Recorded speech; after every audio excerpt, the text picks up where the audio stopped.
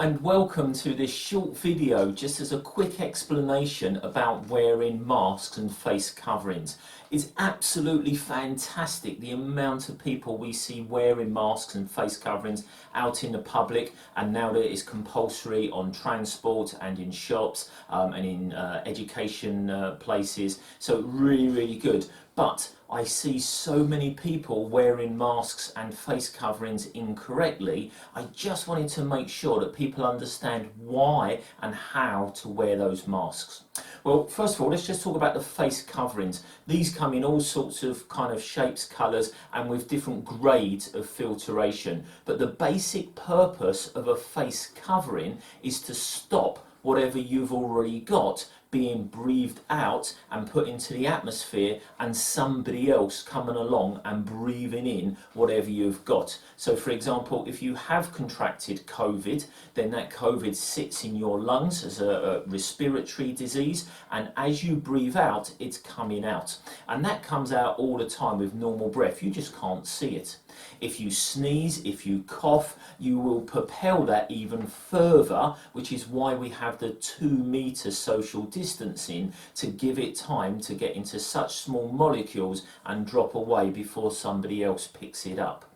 You would have to be literally very close to me for a good few minutes to breathe it in to actually contract anything. But the point of the face covering is you're going to reduce what you're breathing out. And when you wear your face covering, you put it on and that will kind of go around and it just sits there. I quite like having this nice lanyard on mine because I can take my face covering on and off as I'm going in and out of shops. I never lose it, and these are a great idea to have. So just a nice little face covering on there. Not forgetting to wash your face covering on a regular occurrence, and it must be washed at least 60 degrees to kill off any of the bacteria that's in it. But the other masks we see people wearing are these surgical type of masks here. Now these come in different colours, and as a general rule the colour is on the outside, the white is on the inside. Some of them are actually the same colour.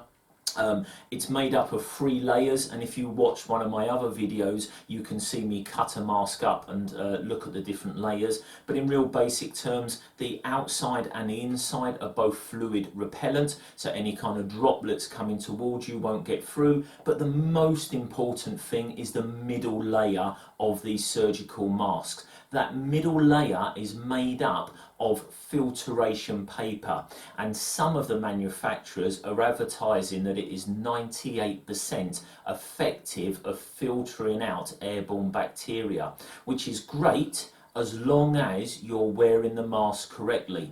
So when we first put the mask on, we can put it over, we can pull it apart, we can shape it around our nose. The idea of the mask is we want to get it as flat as possible to our face, so we make as good a seal as possible. It's never going to be 100%. But one mistake I see a lot of people doing is they put a twist in the mask and then they wear it. And what they've done there is they've created this kind of hole. Now that means anything they now breathe in or out is going through this hole as well, and not through the filtration paper. Where if we keep the mask nice and flat, then everything goes through the filtration paper, and we're then breathing in a lot less of any airborne pollution and bacteria. If anything at all, the best thing would be to actually join the hoops at the back with maybe a clip or a hoop, and if you've got a lanyard like this one, you could actually easily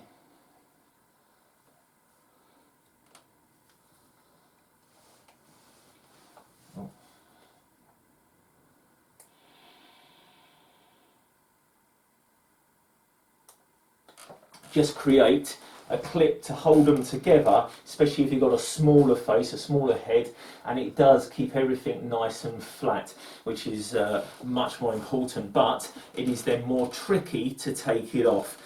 So make sure you sanitize your hands. So good hand washing is important. And then when you take off any face covering or mask, never ever touch the front of it, because that is where the highest level of bacteria is going to be, because it's been sucked in with your breath. So a nice clean hand, just one hand onto the ear to take it off, and then that can be removed off. And please don't forget, cut through the loops on the ears after you finish with it, because the way that these get disposed of, we know there's a lot of wildlife who are having trouble finding them and getting trapped in the loops.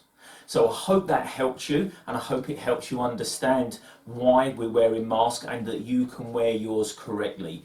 If you've got any other videos you'd like to see or explanations of anything else, please leave us a comment below the video, and always give us the thumbs up. Thanks for now.